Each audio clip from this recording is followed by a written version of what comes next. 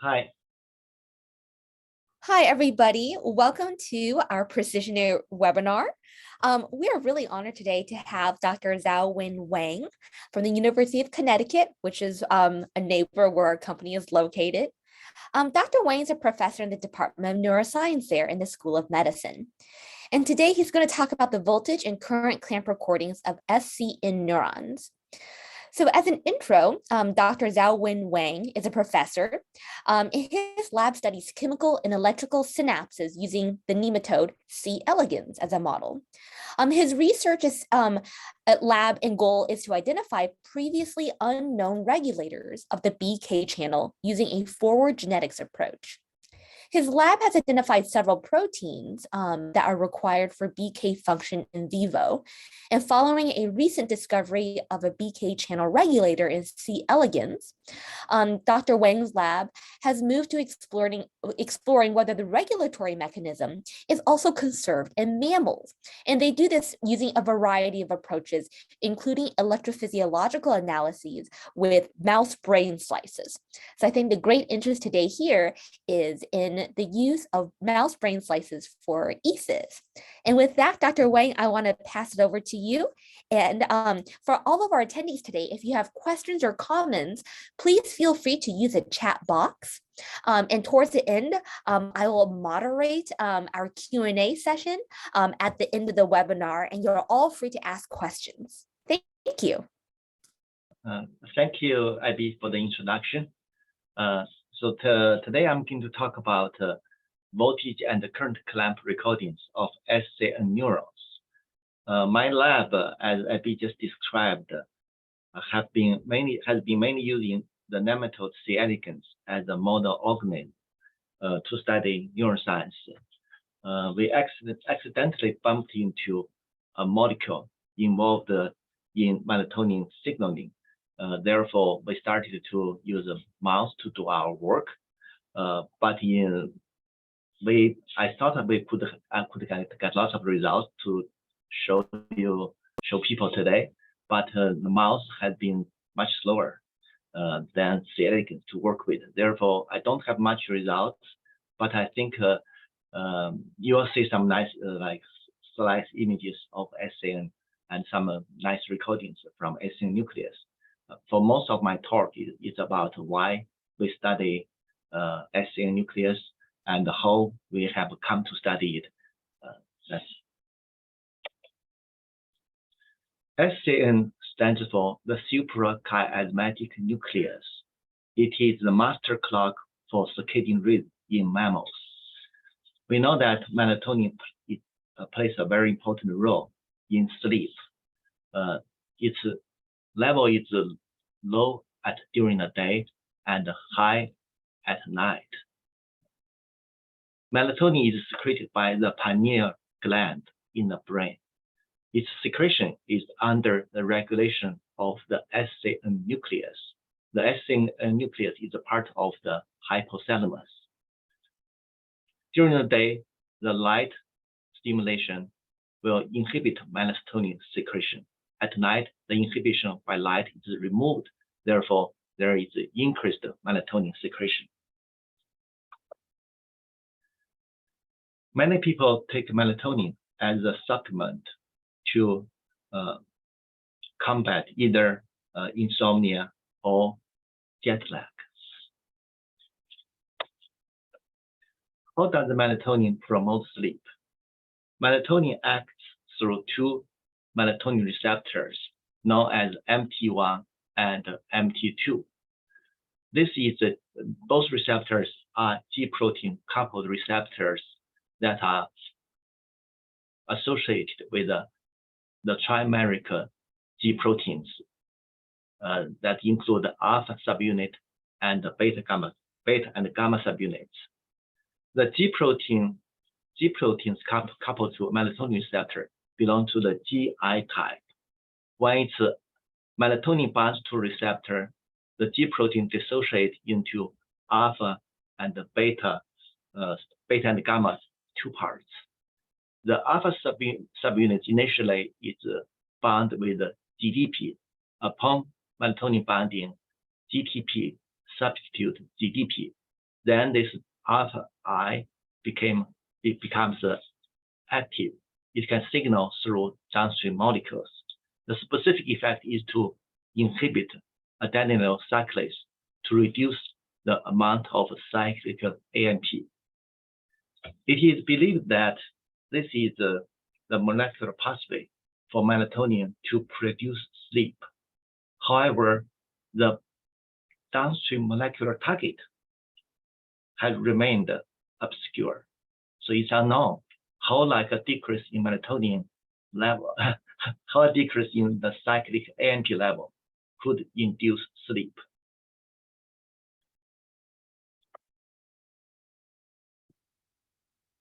The PK channel, it is also known as SLO-1. It's actually a good candidate for the for being the molecular target of melatonin's sleep-promoting effects. In the SCN nucleus, the firing rate of action potential is high during the day and low at night. The expression level of the PK channel of SLO-1 also changes with the circadian rhythm. It is high at night, low during the day. You can imagine when PK channel level is high, it will inhibit neuronal excitabilities because it's a potassium channel. So therefore, the PK channel expression level is correlated with the neuronal excitabilities in the SCN nucleus, in the SCN. So correspondingly, like the PK channel, amount of PK channel current is also high at night and low during the day. And here is the immunostaining of the PK channel during the daytime. SCN nucleus is here. At night, you can see PK channel expression level is much higher at night than during the day. So nevertheless, PK channel has not been implicated in the sleep-promoting effect of melatonin. So here is more introduction about the PK channel of SLO-1. It is a high conductance potassium channel. It is activated by membrane depolarization and cytosolic calcium. Shown here are single channel activities of the PK channel in response to membrane voltage steps from -10 to +10 to +30 millivolts in the presence of a constant calcium concentration on the cytosolic side. So you can see that when the voltage becomes more and more depolarized, there is the increased channel opening. So 0 means baseline, 1 means the one channel opens. So the next here shows the effect of altering cytosolic calcium on channel activity. The membrane voltage was held constant at +20 millivolts. When calcium concentration was increased from 1 micromolar to 100 micromolar, there was a concentration-dependent increase in single channel activity. So how does the PK channel sense membrane voltage and calcium? The channel has seven transmembrane domains. Like from S1 to S6, it resembles a typical voltage-gated calcium channels. It has a pore domain between S5 and S6. The S4 membrane spanning domain has multiple positively charged residues. It can act as a voltage sensor. So the voltage sensing is conferred by the membrane spanning domains that including S1 through S4, but mainly S4. Calcium sensitivity is conferred by the cytosolic domains. It contains 2 RCK domains, which are called regulator of conductance for potassium. So they can bind calcium to confer the channel with the calcium sensitivity. It's been shown that inhibition of PK channel by a specific toxin, Iberia toxin, can broaden the action potential waveform. It can also reduce the paired pulse ratio. So this is the control paired pulse ratio, the evoked postsynaptic potential in response to 2 consecutive stimuli. You can see in control, the second peak is larger than the first one. After adding Iberia toxin, the initial peak becomes somewhat larger than the first one, right? This is 5 minutes, this is 50 minutes. However, the paired pulse ratio, that is the second peak divided by the first one, is smaller than during the control period. So this kind of a change in paired pulse ratio indicates increased neurotransmitter release following the blockade of BK channel by Iberia toxin. So we use C. elegans to discover molecules involved in neurotransmitter release. As you probably know, C. elegans is a very small animal. Adult is only about 1 millimeter long. It has only 302 neurons. We used a forward genetic approach to identify molecules important to BK channel function in vivo. Specifically, we engineered a SLO-1 gain function mutation. And then we express this gain function SLO-1 in neurons and the muscle cells under the control of its native promoter. Because this is a hyperactive potassium channel, the worms C. elegans became highly sluggish. They don't move. They move very little. Then we mutagenized many such worms by applying a chemical mutagen. Subsequently, we screened for the rare animals that moved better than the original SLO-1 gain function worms. Then we try to identify the mutated genes. So presumably in the new mutants, it should contain 2 types of genes with the mutations. One type are genes that are important to SLO-1 function in vivo. The second type are genes, when they are mutated, they can cause enhanced locomotion, but they may have nothing to do with the SLO-1. So using this approach, we have isolated many different mutants and published many papers. A mutant that is related to my talk today is ZW82. We isolated this mutant from the genetic screen. This ZW82 is a mutant of PCDR-1. In C. elegans, it encodes a putative melatonin receptor. Here is alignment showing the worm PCDR-1 with a human MT1 and a human MT2. The black highlight indicate identical residues. The blue highlight indicate similar residues. The mutation we found, the mutant we have occurred is here. It's a cysteine to tyrosine mutation in this exon. In addition, we also used the mutant obtained from the C. elegans knockout consortium in GK1000 and GK1122, which have deletions in the gene, in the PCDR-1 gene. So my lab is particularly well known for our strength in C. elegans electrophysiology. So in these studies, we recorded the postsynaptic currents at the neuromuscular junction. We recorded both spontaneous postsynaptic currents and the evoked postsynaptic currents. The spontaneous postsynaptic currents is that we call them miniature postsynaptic currents, and the evoked postsynaptic currents we also call them EPSCs. So minis and EPSCs. So in these experiments, we glue the worm along the dorsal side.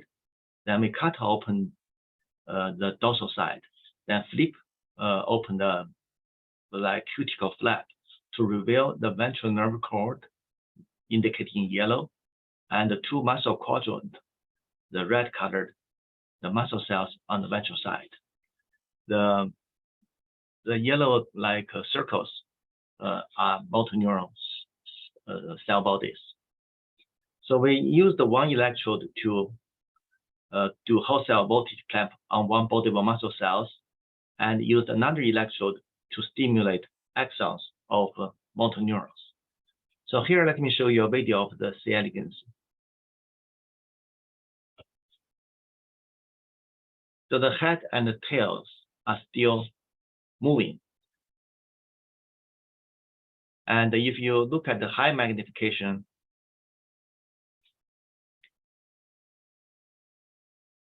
muscle cells are still twitching. So this is, I wonder if you think the worm is alive or dead. We had a big argument with one reviewer. He eventually compromised that the worms are C. elegans about that during the experiment in one of our papers.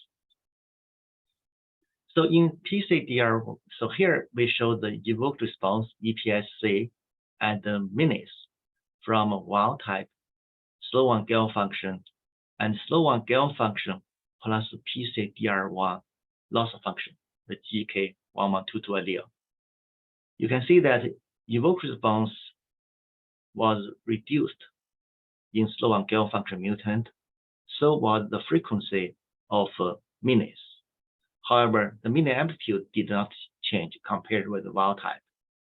These synaptic phenotypes of the SLO-1 gain function could be abolished by PCDR-1 loss function. So in SLO-1 gain function mutant and the PCDR-1 loss function mutant, the EPSA and the minis are similar to those of wild type. So next, we looked at the effect of PCDR-1 loss of function on minis and EPSAs. So you can see that PCDR-1 loss of function augmented the amplitude of EPSAs compared with the wild type. These are shown at the two different PCDR-1 mutant. Well, these effects are similar to that of a SLO-1 mutant. In PCDR-1 and SLO-1 double mutant, the amplitude of EPSA is similar to either single mutant. So that means their effect on evoked response were non-additive. In other words, the two molecules likely function in the same molecular pathway. The results with the minis is consistent with those with the EPSAs. So PCDR-1 and SLO-1 mutant had similar augmenting effect on the frequency of minis, and these effects were non-additive in PCDR-1 and SLO-1 double mutant. They don't have any effect on mini amplitude. So next, we tested the effect of melatonin, exogenous melatonin, and the melatonin receptor antagonist. In wild type, adding melatonin inhibited EPSA and the minis. In either PCDR-1 mutant or SLO-1 mutant, melatonin had no effect on EPSAs and minis. So that means melatonin acts through the PCDR-1 receptor in wild type. And also, it indicates that SLO-1 is required for this effect of melatonin. And both the nurse receptor and SLO-1 are required for this effect of melatonin. Then we tried several and melatonin receptor and antagonists. None of them, all of them didn't have effect except for this one. This is 4P-PDO-T. I forgot to write, I don't remember the full name. I forgot to write below. But anyway, it's considered to be a MT2 receptor specific antagonist. We found that blocking this receptor in wild type augmented EPSAs and the minis, but it had no effect in PCDR-1 mutant. So next, we want to know whether endogenous melatonin plays a role in the effect of PCDR-1. Melatonin is synthesized from serotonin through the action of two enzymes, SNAT and HIOMT. The full names are listed on the left-hand side.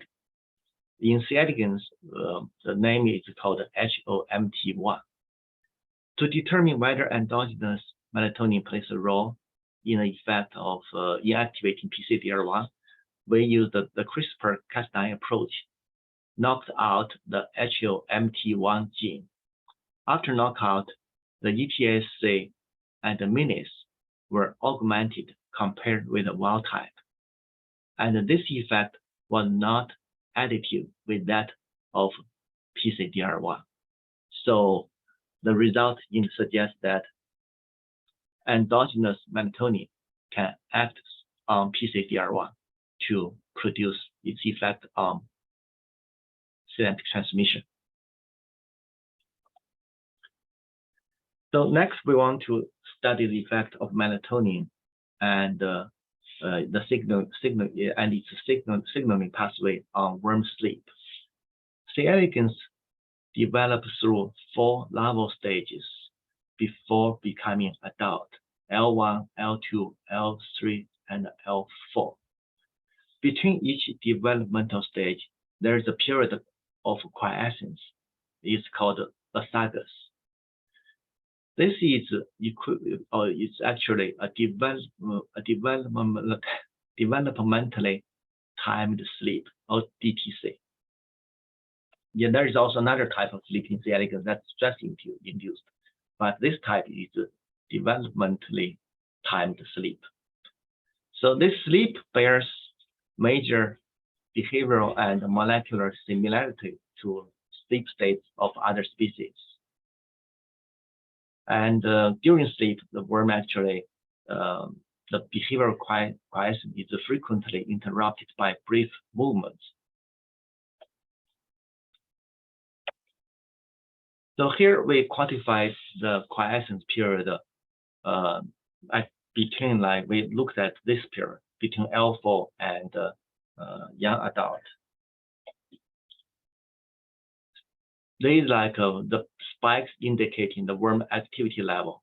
So it means how much the worm moved in its location. The scale varies here 100 micrometers. So you can see that during this period, this worm is very quiet.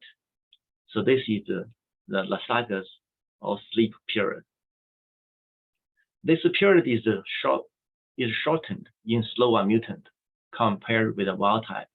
It's also shortened in PCDR-1 mutant and HOMT1 mutant to a similar degree. And the reduction in the sleep duration was not additive in PCDR-1 and SLO-1 double mutant, or like PCDR-1 and HOMT1 double mutant. That means all these molecules function in the same, common molecular pathway to regulate sleep. So next we examine the effect of exogenous melatonin. So this is a wild type control. After melatonin addition, sleep duration was prolonged in wild type. In SLO-1 mutant, this is the control. After adding melatonin, no effect. In PCDR-1 mutant, after adding melatonin, also no effect on sleep duration. However, in HOMT1 mutant, after adding melatonin, sleep duration was prolonged. So this effect is similar to that observed in wild type. This is not surprising because here, like the melatonin receptor and the SLO-1 are still intact in these worms. Next, our question is mammalian SLO-1 also activated by melatonin? As you know, right? NIH does not fund us purely for like understanding C. elegans. So we want to know whether what we discovered in C. elegans might be conserved in mammals. We first used the Xenopus oocytes as the heterologous expression system to determine whether melatonin might be able to activate SLO-1. So we used the inside-out patches, and then we added either the vehicle or melatonin into the pipette solution. We recorded the single-channel activities. So in Xenopus oocytes that expressed both MT1 and human SLO-1, we observed activity effect of melatonin. So these are different voltage steps from -90 to +70. You can see that the channel activity is voltage dependent. And at the given voltage, if you look at the vehicle control versus melatonin, the channel activity is higher in the presence of melatonin than in the presence of vehicle. So when we plotted out this open probability versus voltage versus member voltage relationship, melatonin shifted this curve to the left.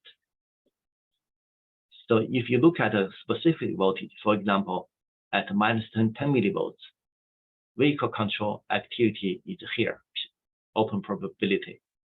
With the melatonin is much higher, 50% open. And here is like showing the quantification of V50. It's a voltage that is required for half maximal activation of the channel. So you can see the voltage for half maximal is about here. This is much lower, about -10 millivolts, than like the vehicle control. That's maybe about +30 millivolts. So this effect of melatonin was not observed in Xenopus oocyte, in patches from oocyte expressing either human SLO-1 alone. No effect. All human SLO-1 plus MT2 melatonin receptor. So the results indicate that MT1 is specifically required for SLO-1 activation. Next, we try to figure out the mechanism. How might SLO-1 be activated by the activation of melatonin receptor? Some potassium channels, several types of potassium channels, especially G protein activated inward direct potassium channel called the GERG channel. It can be activated by the G beta gamma directly. So we just want to know whether SLO-1 can also be activated by G beta gamma. What we did, we applied this peptide called mSTRK. It can release G beta gamma from the trimeric G proteins. We found that adding mSTRK activated SLO-1. This effect is similar to that of melatonin. So the one black is the vehicle control, and blue is mSTRK. Melatonin is the red. Melatonin plus mSTRK is the green. So adding mSTRK on top of melatonin had no additional effect. So that means they work through the same molecular mechanism. These are shown V50 and the single channel current versus voltage relationship. When the lines overlap, it means that there was no change in the single channel conductance. So the results with the mSTRK suggest that melatonin activates SLO-1 by releasing free G beta gamma subunits. To confirm that, we tested the effect of another chemical called galin. It's an inhibitor of G beta gamma. So we tested its effect at two different membrane voltages, -10 and +20 millivolts. So here C means closed, O means open. Vehicle, here is vehicle control. Here shows the effect of melatonin activation. In the presence of galin, melatonin could no longer activate the channel. So this is another line of evidence indicating that G beta gamma is important for SLO-1 activation. So then now we come back to the question, how does melatonin might promote sleep? This one a little bit more complex. I got this from my students. They had an animation. I can skip those animation. Okay. So now we found that activation of MT1 by melatonin can dissociate this G protein to alpha and beta gamma subunits. The beta gamma subunits can directly activate SLO-1. It's conceivably SLO-1 activation might produce sleep, but this needs to be proved. Next, we show electrophysiology with the mouse brain slices. Why do we study the suprachiasmatic nucleus? As I mentioned before, it is the master clock of circadian rhythm in mammals. Both MT1 and the SLO-1 are abundantly expressed in a SCN nucleus. So shown here, is MT1 expression in the SCN nucleus. You see, although MT1 expression can be detected in many brain regions, but its expression level appears to be highest in the SCN nucleus. These are from different animals: rat, mouse, hamster, monkey, and human. SLO-1, similarly, I showed this slide already. It's highly expressed in the SCN nucleus, and its expression level is high at night, lower during the day. And here is a better picture showing the coronal section of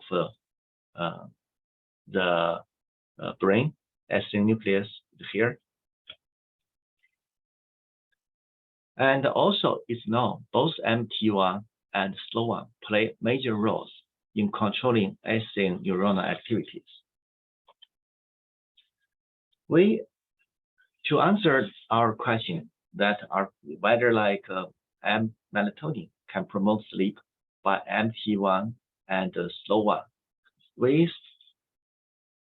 did create knockout mice of SLO-1, MT1, and MT2 in this CBA-CAJ strain.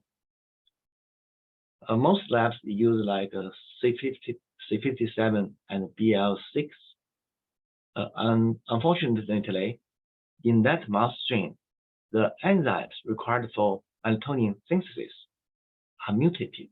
So therefore, they cannot synthesize melatonin. So we thought that's not good, because in the absence of melatonin, there may be developmental changes in the animal, which will make our analysis of SLO-1 and MT1 function difficult.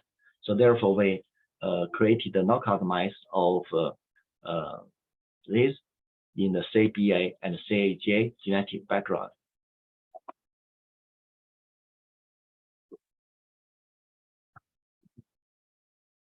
So MT1 mice and SLO-1 mice are ready to use.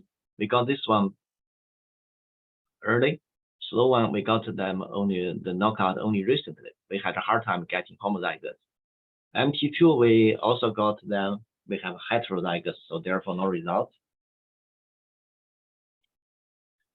We use this compressed tone VF5 5100Z made by Precisionary Instrument. We really love this instrument. We have tried VF310, which worked well, but this one is we think it's we like this one much better. But I don't know whether the machine is much better or whether my people, because I have different people using the machine, the old machine and new machine, so it's hard for me to tell exactly whether the machine is much better or my lab member is more skilled.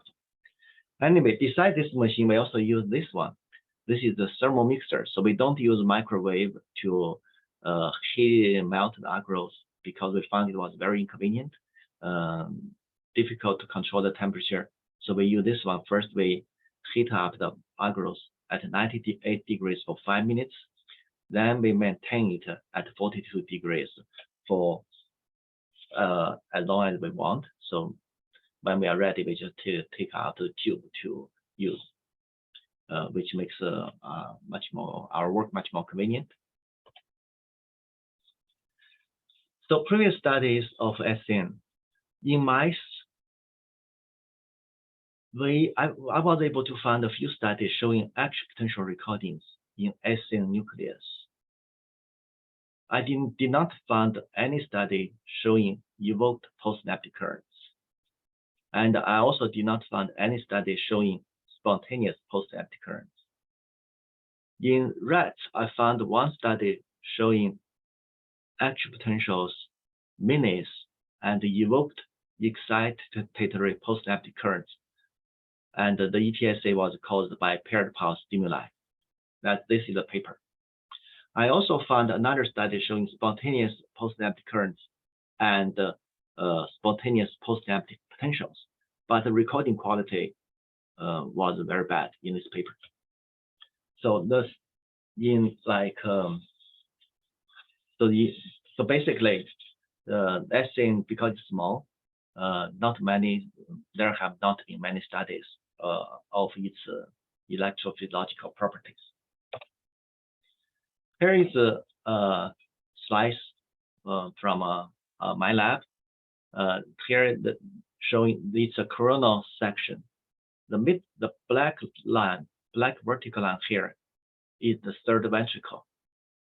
The white part are the SCN nucleus on the two sides. And here I show you like a video of the SCN nucleus neurons.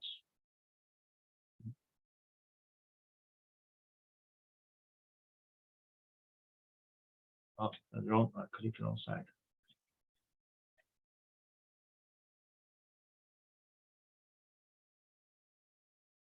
Okay, let me try to show it this way. Do you still see my slides? Yes, we do. We see the PowerPoint presentation now. Okay.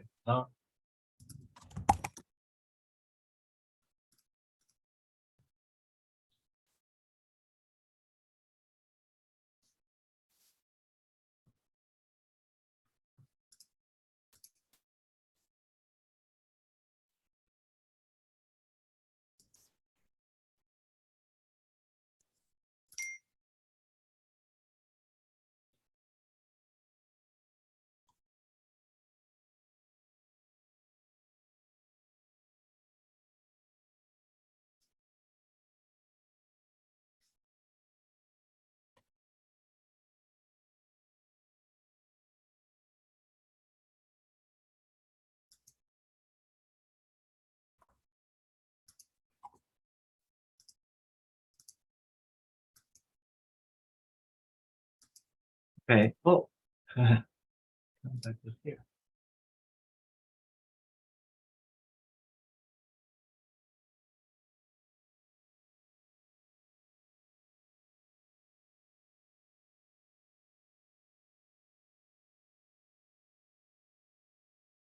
Oh, interesting.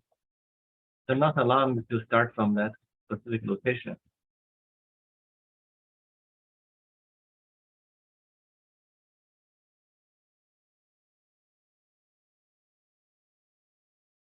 So here, I'm showing just some preliminary results. We injected the current at different like levels from -10 picoamp to +30 picoamp into SCN neurons. The red is knockout, MT1 knockout. Black is wild type. So on the left side, we just show it one step. That's 15 picoamp current injection, equivalent to this step. You can see that in response to the current injection, I think she made a mistake here in scale. Anyway, the duration was 30 seconds. Oh, no mistake. Yeah, you're correct. Yeah, so that's yeah, just like 30 seconds. It should be okay. So wild type is action potential firing like that. MT1 mutant, you see, in response to the current injection, there was initial burst of action potentials, and then it slows down gradually. The frequency shown on the left was based on the action potential frequency over the 30-second duration. It's not like any like a specific point. We also look at the action potential waveform, wild type versus MT1 knockout. After knockout, this action potential waveform was widened significantly. The resting is shown here, quantification here.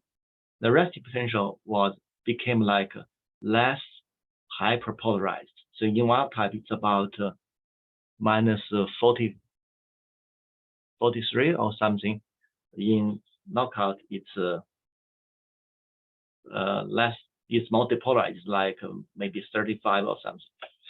So this like I actually when my lab had, because we were like new in using mice as to do electrophysiology, the data quality had been like changing over time. Until now, until recently, we got it pretty much nailed out. So the resting potential actually in wild type is more negative than, and also in knockout, also like somewhat more negative than what I'm showing here. But these data are old. These data are new. So we were also able to record spontaneous minis. Actually, I wouldn't call these minis. Spontaneous post-empty currents. We don't know whether they're minis or whether any of them due to action potential firing from the pre-step neurons. In this segment, I think they are probably all minis, but in some of our recordings, we have huge events. We have spontaneous events of very large amplitude, like 200 picoamp. So it's hard to imagine they were minis. Because we are just doing this, starting to do this, we have not quantified that. We could also get evoked response. So here, in response to 2 consecutive stimuli, you can see there was a paired pulse depression. So that's what I want to show you today. This work was done by these 3 people. Longgang Niu, he's the instructor in my lab. Adil Ashmat, he's a technician, and Kiran Vedantam, she's a graduate student. Adil is currently making all the brain slices and doing recordings in parallel with Longgang. We got great help from like Fuad. He's a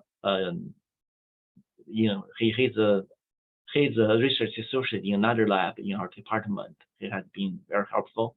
And I also want to thank Precisionary Instruments for technical support and for providing us with this excellent machine, especially Rachel. Yeah, we often contact her.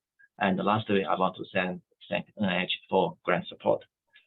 Thank you very much for your attention. please let me know if you have any questions. Oh my goodness, thank you, Dr. Wang, for your talk on SCN neurons and the EFIS that you've been doing from both C. elegans and mice. So I want to open up the floor here and ask if anybody has any questions, and we have one right here entered in it. And actually, Sam, it's from Sam Brown. I don't know if you would like to unmute yourself and ask it. If not, I'm happy to ask it for you too.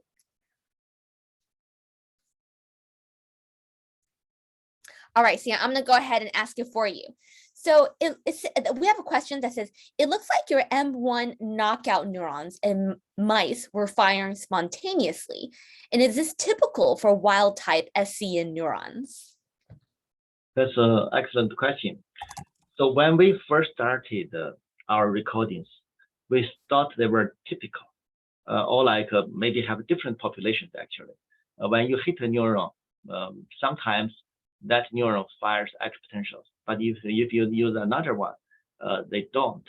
We thought that difference resulted from like heterogeneity of the SCN neurons, but we are growing we growingly feel that that may not be true, because now our brain sciences are much healthier.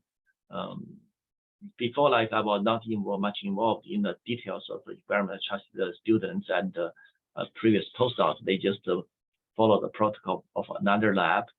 But recently, I found that actually there was issue with the chemical. One chemical they used, they froze at -80 degrees. They used for 20 days. They told me that over time, the solution became bad. They could not use it, so they had to make it every 10 or 20 days.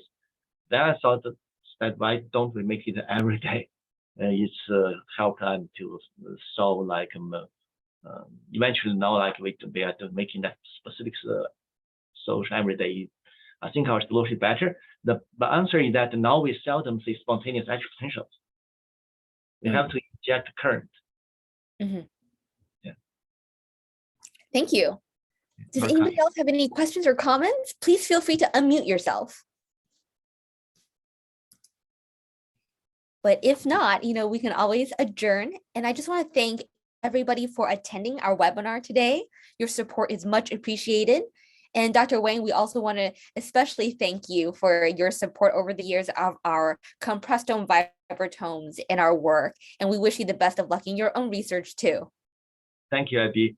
Yeah, but I wish I could show more results. Unfortunately, this has been progressing very slowly. We hope to have you back. I have webinars every year, and we hope to, over the next few years, track your research and see your new results. Thank you. Thank you, everybody. Okay. Bye-bye.